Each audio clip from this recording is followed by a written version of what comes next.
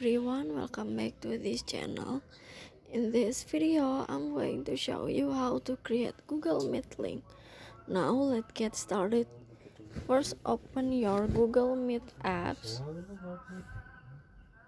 and after this, in here you just click on the new meeting, click on it, and then in here you just click on get meeting link to share,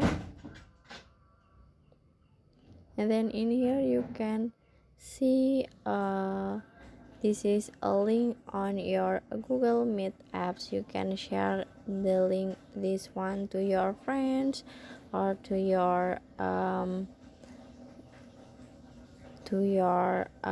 business partner. Maybe you can share to WhatsApp, Instagram chat, or anything else.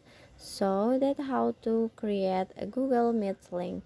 I hope you found this video to be helpful. If you enjoy with the content, please consider like, comment, and below. Bye bye.